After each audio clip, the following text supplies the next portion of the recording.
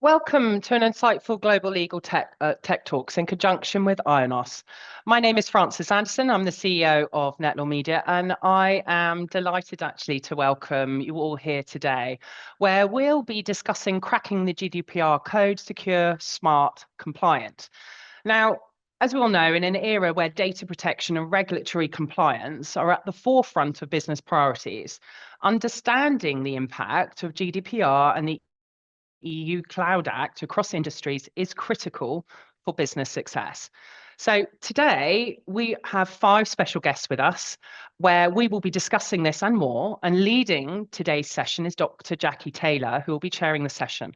Now, should time allow, Jackie will bring you into the debate, and should you have any questions, should you actually have any questions nearer to the end. Now, this session is live, and if you would like to speak with Jackie or the additional panel members or ask them a question through the chat or the Q&A function, which is seen at the bottom of the screen, please do either raise your hand, put them in those areas during the debate, and myself and my colleague will bring you into that discussion. So now moving forwards, our chair of today's session, as I've indicated, is Dr. Jackie Taylor. So she is the CEO of Flying Binary, which is one of 119 companies appointed to deliver secured and accredited AI services of the UK government. Jackie is an aerospace engineer and a CEO of 2 AI companies. She was awarded an honorary doctorate of science in recognition of her 30 years of international web science work. She is one of 250 founders of the UK's digital economy in December 2016, where she pivoted her company, Flying Binary, to meet the challenges of Brexit and the deployment of the industrial Internet of Things, and much, much more. So today, I'm delighted, Jackie, to welcome you and to welcome you all, and thank you again for everyone who's joined us, and I am delighted to hand over to you. Thank you, Frances, and welcome everybody. This is a hugely important topic, as Frances has alluded to. We're in those uncertain times geopolitically, and 85% of European businesses are identifying data security as a top priority. So this is an essential topic for all of our futures. And the EU Data Act complements the rights of access and data portability under Articles 15 and 20 of the GDPR. And in the event of a conflict between the Data Act or national law on the protection of personal data or privacy, the law on the protection, the EU protection will prevail. So it's a complex arena. But thankfully, I have panelists from across the landscape to unpack this for us all. So I'd like to introduce everybody first, and then we're going to I've got a series of questions for them all, and then we're going to get moving on that. So first of all, I have Jonathan Armstrong. Jonathan is a partner at Punter Southall Law and is an experienced lawyer based in London with a concentration on compliance and technology. He's also a professor at Fordham Law School, and Jonathan's professional practice includes advising multinational companies on risk compliance across Europe. Then we have Olivier Olechniak, who's CTO of AltiCap, which is a French IT services company that primarily serves small businesses. And since 2018, they've been working closely with their clients to help them implement GDPR compliance. We have Adam Brigham, who's CEO of MSP Lab and the IT authority for many prestigious independent schools. With over a decade of experience in digital strategy, he's dedicated to helping schools define and achieve their vision in this landscape. He's also served as an advisory role for more than 150 independent schools, guiding them through the complexities of IT and digital transformation. And last and by no means least, we have Hitesh Bogitaya, who's the founder of HA1. And Hitesh has been in the property conveyance service industry for 20 years and has developed an innovative platform to automate property search orders, processing over 10,000 monthly transactions. And he's literally focused on driving innovation and growth, building tools for the legal sector. So let's get started with the questions and sort of where we are. And Jonathan, I've alluded to it already. I'd like to bring you in first, if I may, that this is not just a complex landscape, but it's an evolving landscape when we take the context of the EU Data Act, GDPR, and the compliance around that. Can you do a little bit of scene setting that from how you see that obviously relates to all of our businesses, but from your perspective, as you look across this landscape, where are we? Yeah, thanks very much, Jackie, and thanks for the introduction. I think as far as the climate is concerned, then it is undoubtedly difficult. There's maybe 8 things we should concentrate on. I think the first is the multiplicity of legislation that sometimes overlaps. So a lot of businesses have been dealing with one or more of NIS2, DORA, EU AI Act, EU Data Act, etc., etc. And there's often slightly conflicting requirements under those different bits of legislation. Many of them are obviously already established with their GDPR programs, but that also causes complexity. I think the second thing is that the world of data law doesn't live in a vacuum. So there are all sorts of challenges with the Trump administration, particularly, but also in the whole mirroring of global conflict. So whether that be cybersecurity attacks from North Korea, whether that be things like China reaching dominance in surveillance tech and CCTV cameras. And when our clients have installed them, they automatically connect up with a mysterious Chinese IP address. So what's happening there? I mean, thirdly, I think it's a simplistic thing to say that data's at the heart of all of our businesses, but it clearly is. And that obviously the world of AI and training data and that whole rarity factor around training data intensifies that as well.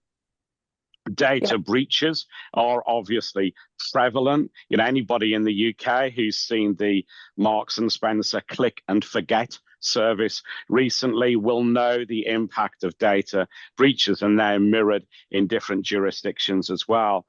Coupled with that, the legislation tells us that we need to respond to data breaches more quickly, and GDPR has provisions like that, and NIS2 does.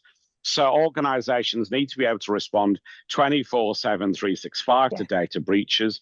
They might have to report to regulators within 24 or 72 hours, and they also need to take critical calls. Some people say, we don't know yet, that the difference between the impact on the co-op and the impact on M&S was the decision to stop systems talking to each other.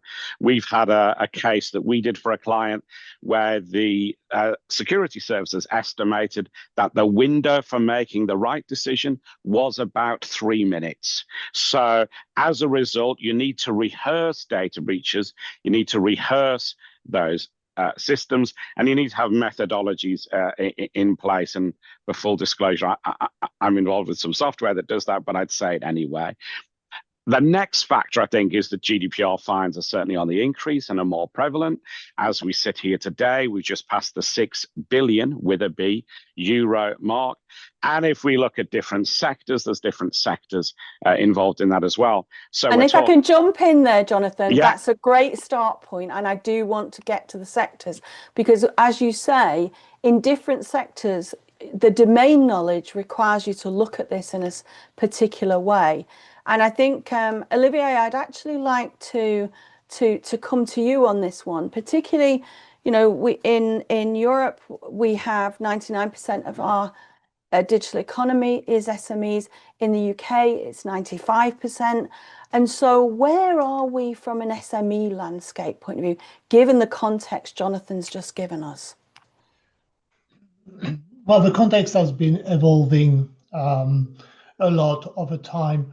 To be totally sincere, small businesses were not that concerned or misunderstood, considered it to be too complex to understand, too costly to carry for small businesses, when every day is important and business is getting more and more difficult. On the other hand, the lockdown from 2020 lockdown really brought to light to small businesses how fragile the existing protections were, Right. and made them much more aware of the risk of cyber attack and industrial espionage. It became not only if, but when. Yes. And therefore, since there a lot of things, a lot of perception of the importance of GDPR and EU protection law really arose, including small businesses, will now definitely apply core principles of consent, data minimization, minimum basic security, and really, this has come forward very strongly since 2020. And now they are definitely, my customers are requesting EU-based cloud and EU-based services, as US provider, for example, are seen more and more as risky. That's great, and I want to talk to you about that, because that is a very key point. Adam, I'd like to go to you, and in the context that Jonathan and Olivier have provided, from an education sector point of view, what's your perspective on where we are from a landscape position? Good morning, Jackie. Good morning, everyone. Thank you. I think it's really interesting how it relates for independent schools. I think many of you on the call, on the webinar, may have them as clients. So you may be able to write, many of you may be parents, but they're processing very sensitive data, and data from rich people, famous people, and worldwide royalty. So they really hold some data that particularly cyber criminals really want to get after, and have a duty to look after it very well. I want to kind of cast everyone's mind to the levels of different knowledge. And if you think of those levels of knowledge, we've got remembering, understanding, applying, analyzing, evaluating, and lastly, creating. And I think we can use that framework, that metric, to see where specifically our industry lies. GDPR has been here for many years, and I think we're well down that table of evaluating and creating new ways and understanding and getting better and evolving at that. But I think as we come to the EU AI and Cloud Data Act, that knowledge, in my opinion, our industry is at its infancy. Are we even remembering about it? Are we trying to understand it? And I think that's where the help and the sharing of knowledge is really going to take part. Certainly schools in our industry, they're looking towards the experts, they're looking towards UK firms to help guide them on that. And I think where their landscape is they're not necessarily thinking about how the legislation is, but looking at the problems right in front of them. Yeah. As in their workforce, what's the AI literacy? How can they upskill and train their workforce, rather than thinking about legislation on their organization?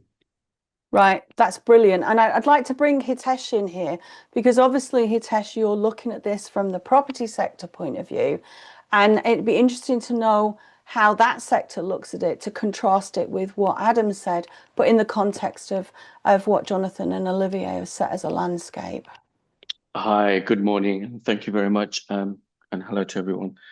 It's quite interesting, especially in the property sector. I mean, if we just go back, look at the landscape where it was a couple of years back, and look at predominantly lawyers in general, how it's come out from COVID, going into hybrid, going into the cloud system, has evolved drastically in the last 5 years.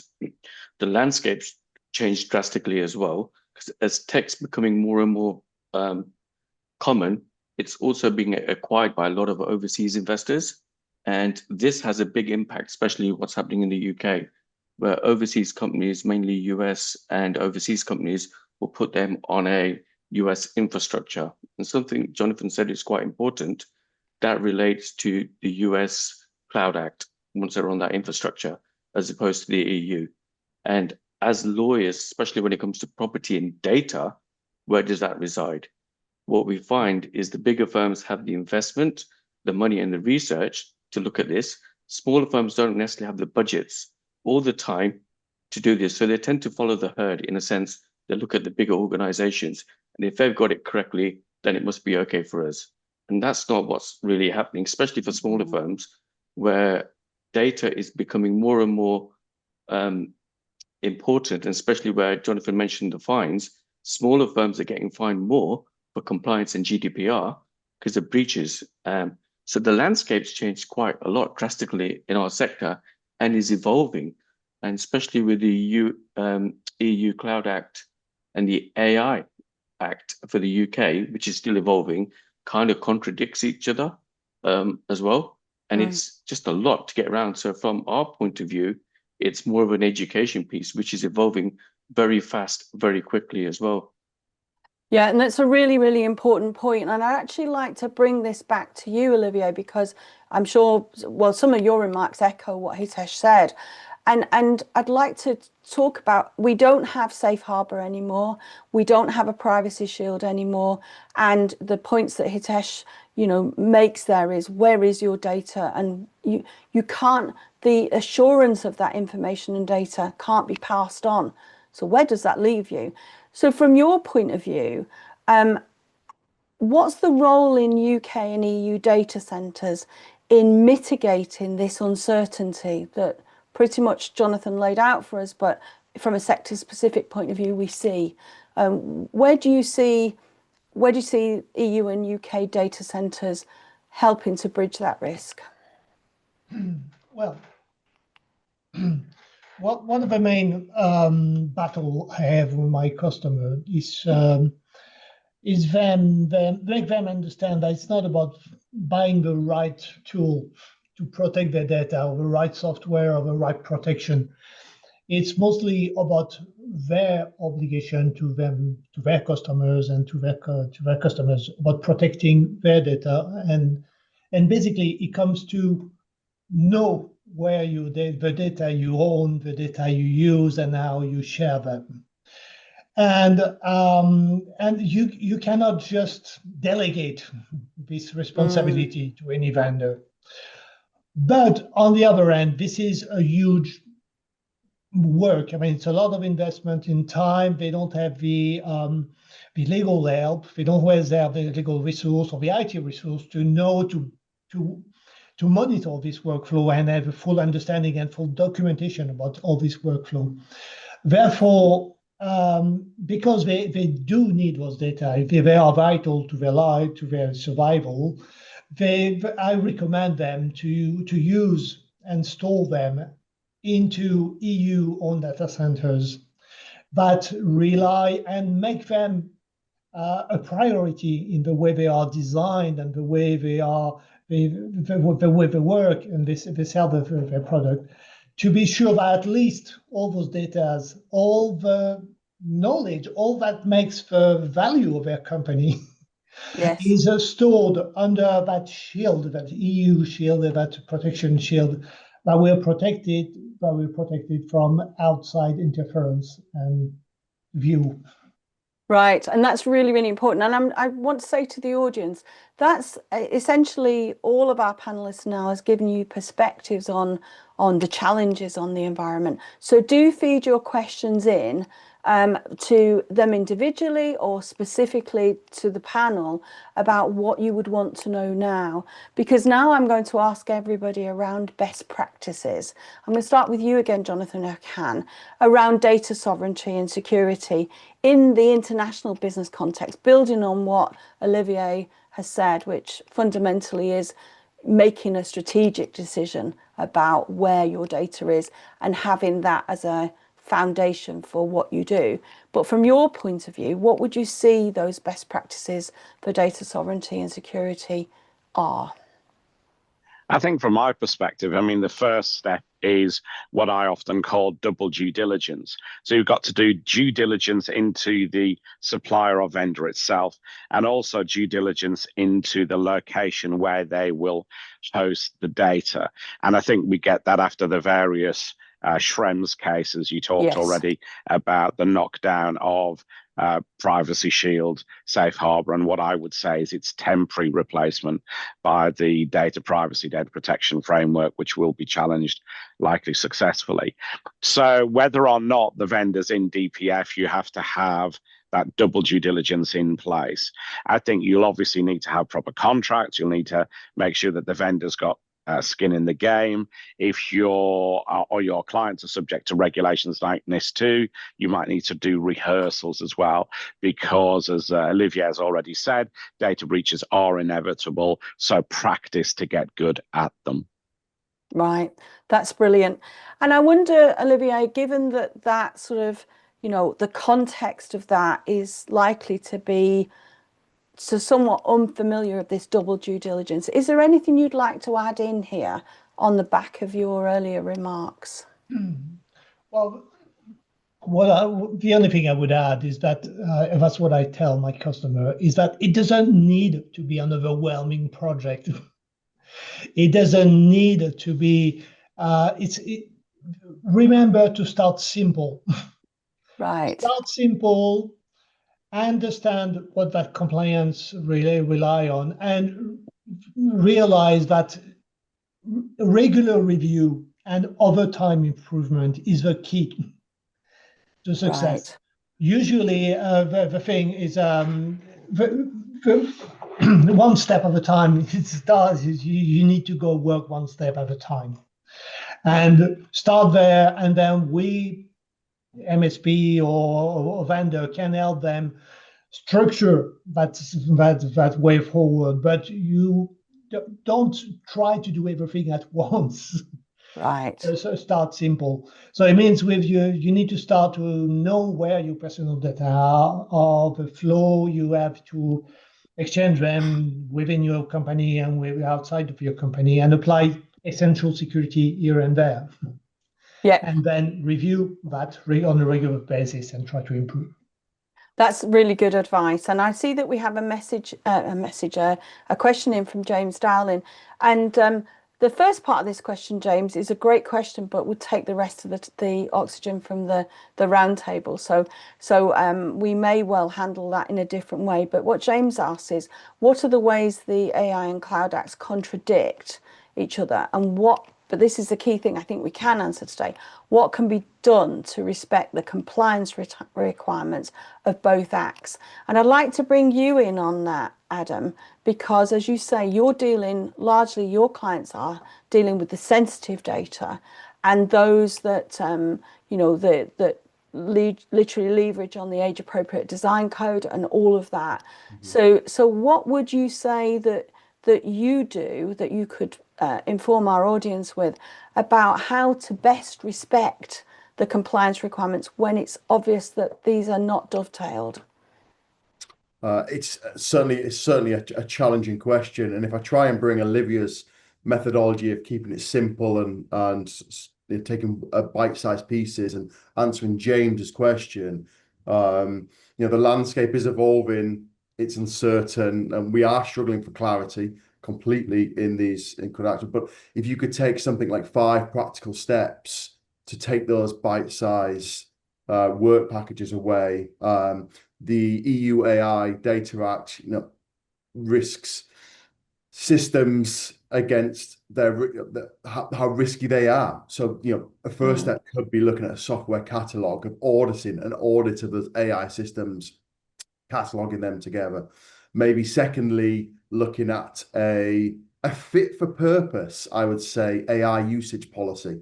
There's plenty of templates, plenty of examples that people can use, but the fit for purpose, I think, is ideal there. Thirdly, I kind of touched on it a little bit, is staff training and AI literacy. Asking yourself those questions: how can you find time to train your staff and upskill them? And where do we find the right resources? What's the right thing to teach them? I think they're important questions. I guess number 4, we could really go and engage with professionals and experts. I think that resonates with everyone who's on the call. Leverage that expertise. And I think 5 for me is a really, really, really important one. Is develop that good governance and lead from the top. I think those organizations who are doing this really well is the C-suites on board. they get it, they understand it, they want to make change. And if we're starting at C-level and coming down, it's a culture through the organization. Yeah, that's really great advice. And I think the sectoral view probably recognises the landscape view, but it's really good to have that sort of feedback from practically how you do that. And Hitesh, from your perspective, from in the property sector, you know, looking at respecting the compliance requirements of both the acts, but the recognition that they're not dovetailed. How have you focused on that and looked at it across the sector in terms of putting a response together? Hitesh, you're on mute at the moment. Apologize. Yeah. No worries. So we've tended to stick to jurisdictions that we're aware and the landscape that we're in, right? So we've tended to stick to the UK firm and the market that we know quite well, and pushing our clients to the Ionos platform purely because of EU, and also having data centers in here for tier 4 as well, to give them that extra shielded thing. It gives us the opportunity, if when firms want to expand overseas, that we have the infrastructure with our vendors, they've got data centers in region. So we give us flexibility and portability until we know which way the landscape changes. Right. What is quite really interesting is with the AI coming in, and I think to answer the question where they conflict, a lot of firms at the moment are using OpenAI, Copilot, Microsoft infrastructure, which falls under the US jurisdiction, but also if you're on an EU platform and you're using them tools, this is where they kind of really conflict for GDPR. And it's a very evolving landscape on which systems you really use and what is a third-party vendor lock-in. And it's an education piece, which I think will evolve in the next 6 months, because this space is changing so quickly, so fast. And I think clients are not sure which way to go. And they tend to go with who their provider is to guide them. If that provider is funded by a US company like US infrastructure, they're going to sell that ecosystem, right? Yeah. And they're not getting the independent advice. And they really need to look at it from their own point of view, company point of view, is where is their data, where is their sovereignty, and what is right for them as a firm, which might not be the right for that provider. Yeah, and that's really interesting, Hitesh, because when you, like you made the point earlier, when you're an SME, you've got so many things you've got to navigate. You're looking to minimize that risk, and actually going to a European or UK provision is one practical step. And I am going to ask you about some more practical steps going forward. But I think to bring that together, Jonathan, I'm looking at, you've heard from a sectoral point of view the responses, and how does practically somebody start from your perspective, whether they be just in a European domain or they're in a global one? What would you say is, this is all about risk management, and I think it's fairly clear that everybody said managing that risk entirely or mitigating it is not an option. You've said that yourself. But what practically would you say, from your point of view, given what the sectoral response is, that you would recommend? Because it's not going to be clean, and it's going to evolve. So where are you at with this particular landscape? I think Adam's checklist was a great start. I'd probably look at those type of measures. I think education is absolutely key. You know, if you're looking at things like AI, trying to ban AI is just ludicrous. A lot of law firms, I know we're talking to lawyers, law firms have tried to do that and they've got egg all over their faces. So you've got to educate people on the risk. I hated data protection impact assessments when they were originally proposed. We had PIAs, obviously, in the UK and Australia prior to GDPR. But now that we have had more flexibility in guidance from regulators, I think they're a great tool. It is an investment for most organizations. If you're doing your first DPIA, probably going to take you half a day, but you'll get quicker after that. And I think whatever methodology you choose, you've got to do a methodology like that. that looks at the business case. 90% of AI projects never make it out of the pilot phase. So that'll help you eliminate those that are going nowhere, put your resources into those that are genuinely valuable. Yeah. Look at the risks and look at the mitigation, because you're dead right. You're never going to remove risk at all. It's about knowing the risk, seeing how you can reduce it, and accepting the risks that you can't get rid of. Yeah, I totally agree with that. And I also wanted you to say a few words about, certainly in my practice, this comes to a head. We talked earlier about data breaches. Actually, finding out where your data is often comes dealing with a breach. Yeah. And that's when you have, not a great analogy, but a gun to your head and, your 3 minutes response that you mentioned earlier. And so preparing for that inevitable, beyond the sort of the governance piece, and I've always been a fan of DPIAs. That must make me odd, and obviously the regulator is a big fan of them. But I think that it actually allowed a business to be able to articulate something that everybody could get behind or challenge. So it's brought a discipline in there. Is there something that you would do from a preparation, bringing what you've said in in a breach context, knowing that's inevitable, as we've said, would you do something as a priority to deal with that piece? Yeah, I think that's exactly right. We deal with probably about 60 data breaches a year for clients at the moment. Right. About a third are vendors that the CISO, CIO, and legal team didn't know anything about. So there's a lot of attacks on vendors that are producing things like HR software, where ransomware attackers are going for them because it's an easy way to compromise 1,000 firms with just one compromise. So you've got to know who your vendors are. You've got to do some sort of exercise to work that out.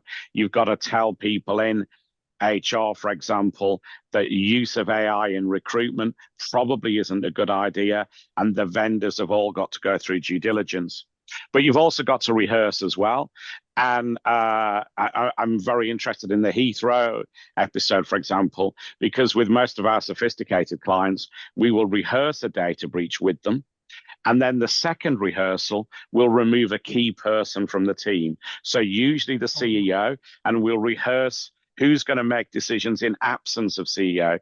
That apparently may or may not be one of the failings with the Heathrow breach, that the CEO's phone was on silent, he was uncontactable, people were having to second guess the command chain decisions. They shouldn't have to do that.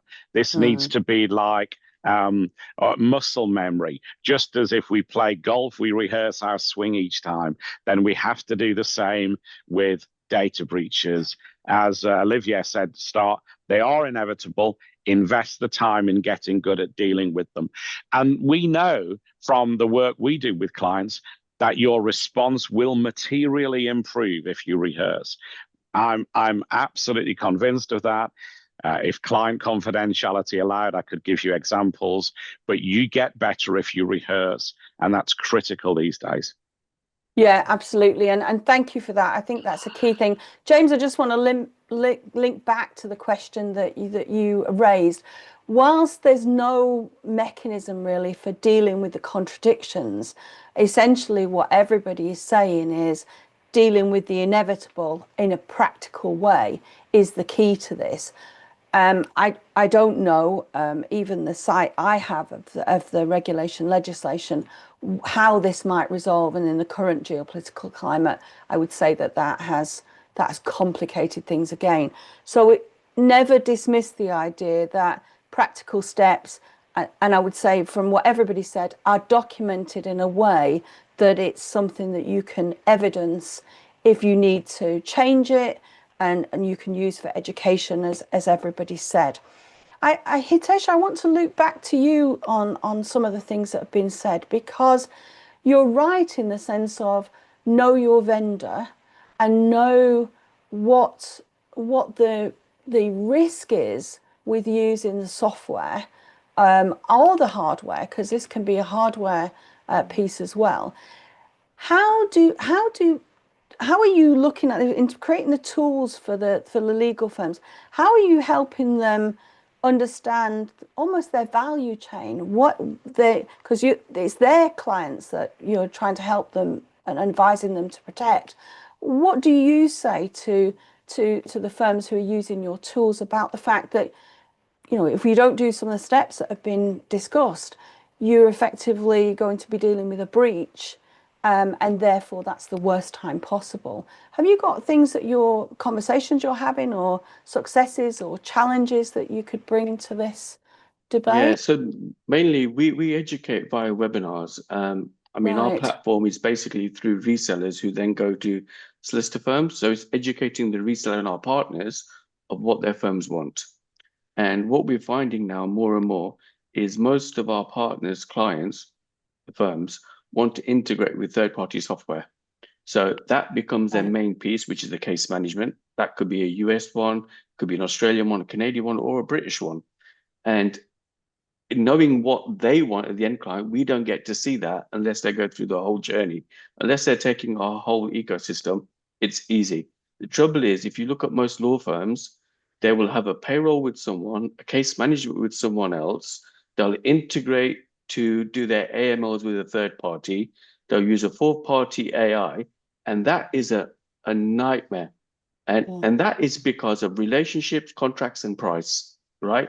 And it's trying to educate the law firm as a department, saying what is the risk. Something that Jonathan mentioned, which I thought was a great idea, is you don't know the breach till it's happened and you get better at it. We do fire risk. We press the bell, everyone runs out once a month on a Friday, right?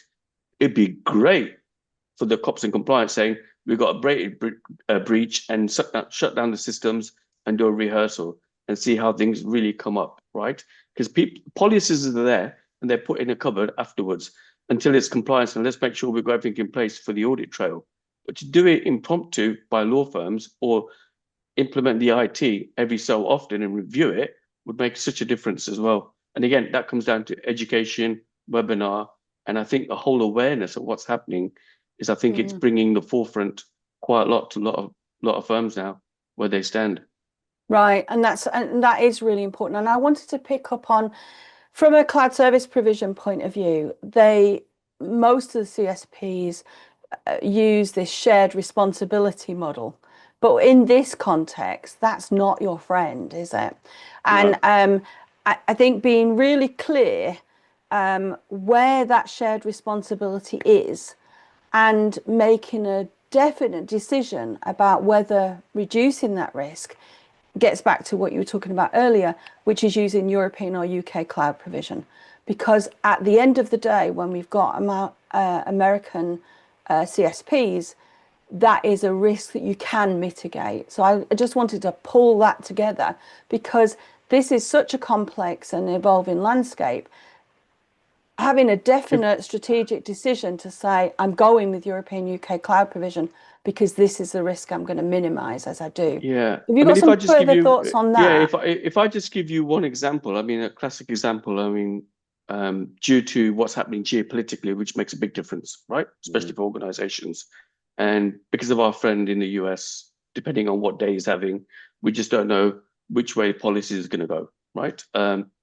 Most of organizations, a lot of governments and local authorities, universities, hospitals, and legal tech sector, big corporations would always go on well-marketed products that they know, Microsoft being default, purely because how it came about. So, but what we're finding now with one of our key partners that we work with, another vendor, Nextcloud, German-based, sovereignty, it's all about data control. You control your data, you put it exactly where you want. In the last 100 days, they've actually got sky-high records of nearly 300 organizations, and we're talking from governments to councils to hospitals moving away from the Microsoft infrastructure to the Nextcloud infrastructure. That's because of two reasons, and that's two reasons is America knows really how to market itself. Any brand, people just know. McDonald's, you know, you see it globally, you see Microsoft globally, you see Facebook globally, you see the brands globally. But there are other European brands, good, very good, very compliant. They just don't have the money or the investment to get out on a global stage. And I think now, especially governments are really taking notice of this and thinking, where should we be putting our data?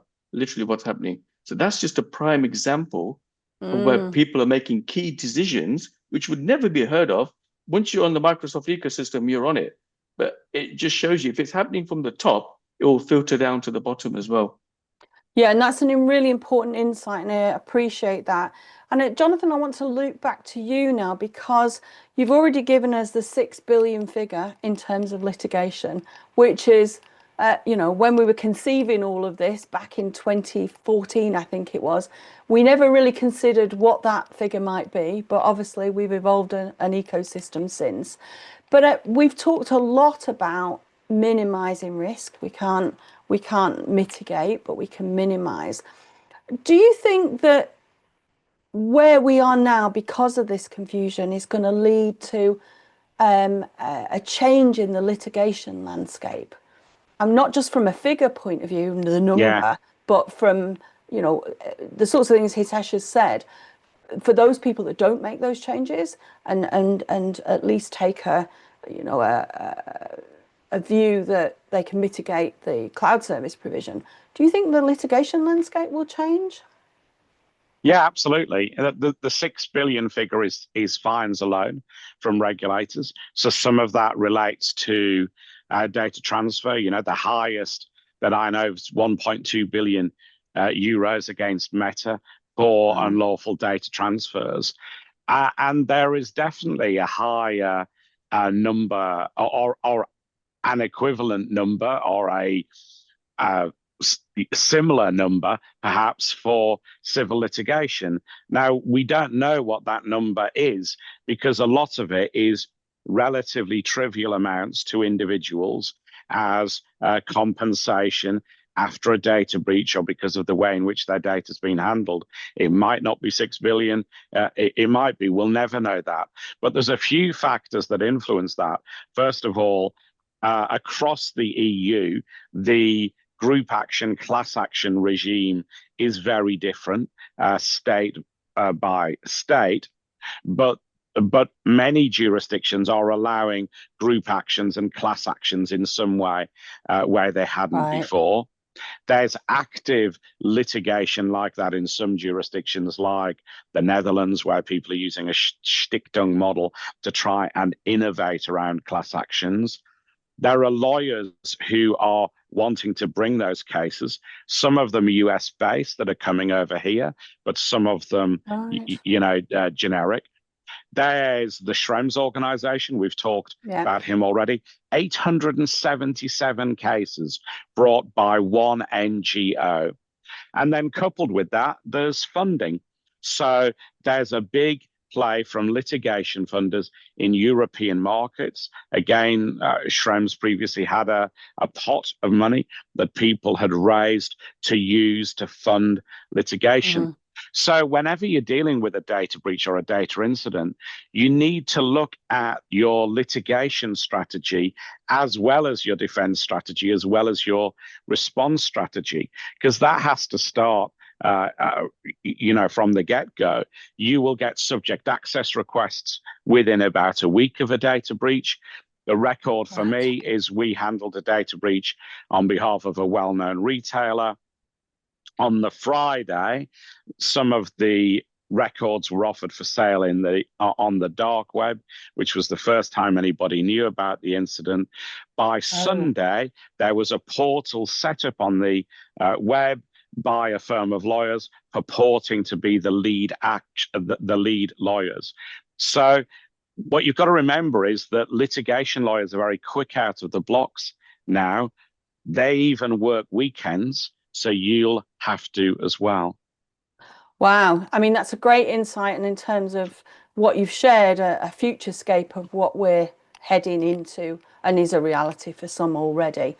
I'm thinking, Olivia, I'd like to loop back to you about your SME perspective, because I think that's relatively unique in this conversation we're having, given how important they are to the economies of both the UK and Europe.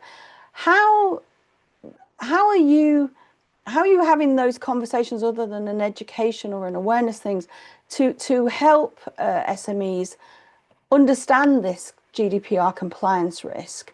And, you know, are there additional things we haven't yet discussed that you'd like to bring into this as we focus on that part of the economies?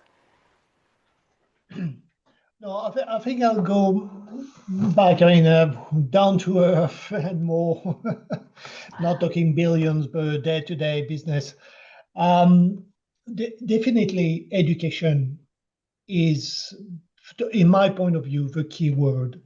It's not GDPR compliance with any law is not just a decision of management of IT services, or it's everybody has a responsibility in the chain of data. And this is why it is as important to find the right product, to find the right process, and to be prepared, but also to avoid any deviance, any shadow IT, any misuse of data from the people who use those data on a day-to-day, hour-per-hour basis. So definitely education, to, in my point of view, explaining in simple words, what's your responsibility? Do you really want to open that attachment? Do you really need that data stored in your database? And it is a key important point, and trust the end users to avoid, to not to get to the point where you will be in a risk. I know it's a bit utopian, but it still is a necessary basis, trust the chain of the use of data. And I want to go back on the AI, which is the new field of education I'm bringing.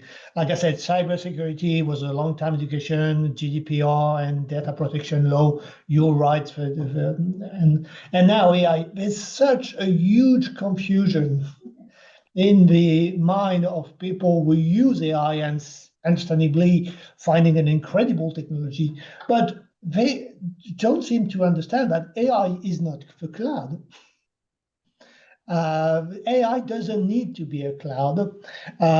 Open AI is not ChatGPT. GPT is just one form of AI, is one vendor of AI, but AI is not ChatGPT or Microsoft. And there are alternatives to, if you need AI, if you want to use AI, you could use it on premise. There are European AI engine available. There are hosted but host in the cloud, in EU-based cloud AI if you need it. And if you need absolute privacy, you can also have AI running on your own server within your own company. And this is understanding of AI, for example, which have completely seems to have eluded a lot of my customers at the moment. And that's such a really important point. And I think that confusion is a direct result of launching a customer version of AI, as OpenAI did in November 22. Open the stable door, horses bolted, here we are. And as somebody that has been orchestrating that responsible AI approach, this is very much core to that, the point that you make. And also, I take the point you make around the fact that large language models are the beginning of AI. You know, I work in the counterterrorism domain, and we're thought of mind AI. We're moving towards artificial general intelligence, potentially within the next 5 years. So this is a journey that, if you understand what you've just said now, you're actually on board for the journey as AI itself unfolds. The technology is making a genuine contribution right now, but has it made it into an understanding of it? I think it's a very interesting statement that you say, where you don't need cloud for it. You need some cloud provision for it. It may be a private cloud or some sort of stack somewhere, because it is resource intensive. You potentially need a different cloud stack. You certainly need potentially different chips, all the rest of it. So I'm quite famous for saying no cloud, no AI. And I love the fact that you challenge that, but you're absolutely correct to do that. literally for people looking to onboard AI into what they're doing, would you say that gives them a chance to re-look at the governance of this? Something that AI requires potentially puts us into a risk mitigation path, and so possibly helps us deal with the impact of the confusing legislation we have. I think it does, because it does make clear to have a relevant, pertinent answer from AI. You need to give it all your data, everything you own, your most secret processes, your most secret knowledge. And all of a sudden, it makes realize the value of those data. Something that was abstract before, yeah, it's just a database with phone number and everything. And then that process to make that product, which is so specific to you and makes your company work and be different from the one next door. Suddenly, are you ready to put that into a US owned cloud or Chinese cloud, and knowing that potentially they can read that? They have all the authorization, all the law give them the right to look at it, into it, and potentially make use of it. So are you willing to do that? And obviously, no. The answer is always no. And then, it puts into perspective everything we've been telling them for almost 10 years now, saying that your data is precious. It's you. They define you. They define your success. Protect them. Yeah, and that's hugely valuable. So possibly for anybody looking for a way to have this discussion internally and at strategic level, that is possibly a start point, the AI discussion, because it the training data, the way in which the models are fed and curated, essentially puts this front and center. Because of the commercial value of that. So completely agree with that. I'm wanting to seeing the approach of the end of our hour, Adam, I'd like to bring you back in again, because I know that you're seeing more and more schools migrating on-premise provision to cloud solutions. Do you have an insight as to what's driving that shift, and how do schools, in making those sorts of decisions, balance the benefits with the security compliance challenges that we've talked about? Sure. I think organizations who are, like many, limited for resource and knowledge want to be on the journey with everyone else, but maybe moving to public cloud opens up a vast knowledge and security. I mean, many of this conversation we've had today has been about data, but cybersecurity really tightly following behind our conversation today.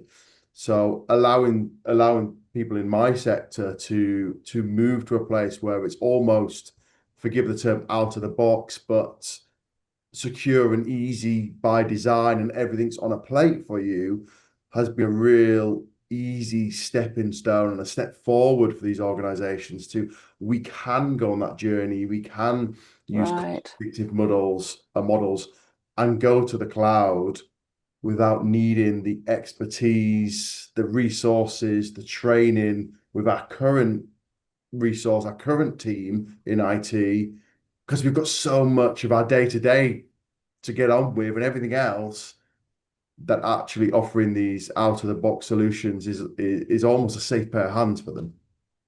Right, and I think great message, and from the sector point of view, that really makes sense. So I want to just directly address the attendees now. We've probably got time for one more question, but I'm going to ask the panelists to prepare a takeaway.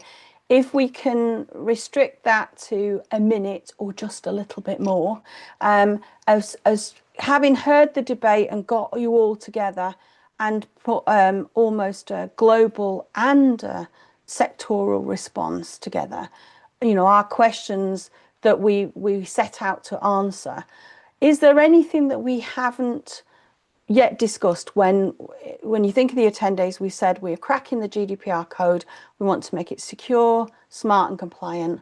What else might we consider? So I'm going to go to you first, Hitesh, I'd like the sectoral view to come in first. Is there a 1-minute takeaway from you that says, I need to mention this on top of what we've already said? Yeah, I mean, mainly to our audience, lawyers and everybody else, what's happening geopolitically and everything else can shift overnight. And we've seen that numerous times. So my key takeaway is don't put all your eggs in one basket and your data with one provider. Make sure you control your data, because your data is you and it's your value. If you've got your data, you've got decisions, you're in control of your business and not third parties. Yeah, absolutely. That's really good advice. Adam, if I can loop back to you, please, and your final takeaway, your final thoughts for the audience. Sure. I think my theme that's been trending along this whole webinar is visibility. If we don't have visibility, as Jonathan says, we're only going to find out when we get attacked where our data is. And as Tesh said, it's the only way to make informed decisions once we have our data. And as we spoke about earlier, practicing, I think we'll only find out about our data and our visibility if we practice. So practicing, get full visibility, and allows us to make those business decisions. Brilliant. Thank you, Adam. And Olivier, your final thought for the audience about whether it's something new to share, whether it's to wrap up your message today.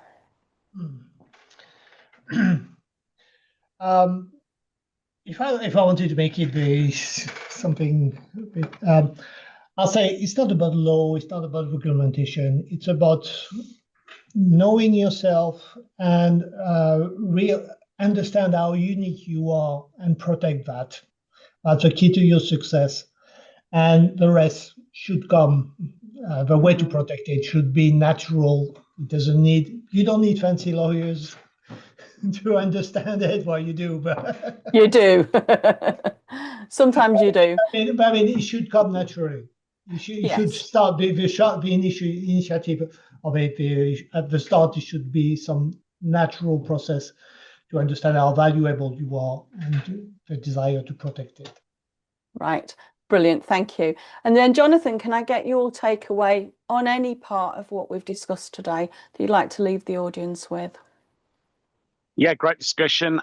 We probably haven't had time to discuss specific issues for lawyers, who I know are probably the majority of the call. But obviously, law firms are a target. We've seen that in the public cases like Andrew Crossley, like Tucker's, like DPP Law. They're regarded as the soft underbelly, and they're regarded as people more likely to pay ransoms.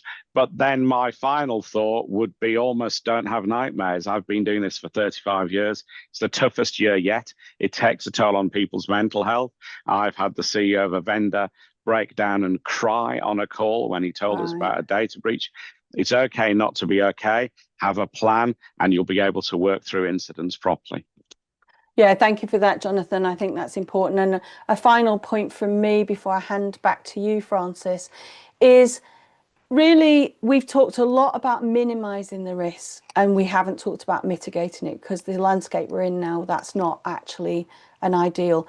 But also the value of this is actually a value across the journey for your business. So actually getting to grips with it in the very practical ways we've talked about is a way of adding value to your business. I don't have it on a business perspective, or not figures I can give, but at a nation state level, actually addressing the issues we're talking about geopolitically, and across the 30 years of data I do my own scientific research in, it's on average 4% of the GDP of a nation when I take all 198 member states of the United Nations. So what might it be for your business to address this now? I can give you some, as an investor, some views within the capital markets. On average, for those companies in our portfolios addressing these sorts of risks in the way that we've said today, on average globally, it's about 6% uplift on turnover There isn't a CFO on any board that's argued with me when I presented that data. So this is value add for your business. So I'd like to thank all the panelists and hand back to Francis. Thank you, Jackie. Thank you, Adam. Thank you, Jonathan, Hitesh, and Olivier. It's been a fascinating discussion. I think quite timely, based upon the where we are in the market, and as you quite rightly said, globally. This isn't something which will go away. If anything, is increased with the advancements of AI in the technology we use day to day. So thank you, Ionos, for bringing this discussion to the forefront. And for all of you, thank you for joining us today. And if you want to see more, please join us for more global legal tech talks. Go to our website, and this will be uploaded following for you all to be able to re-review with all of your teams internally. So thank you again, you all, and have a wonderful day.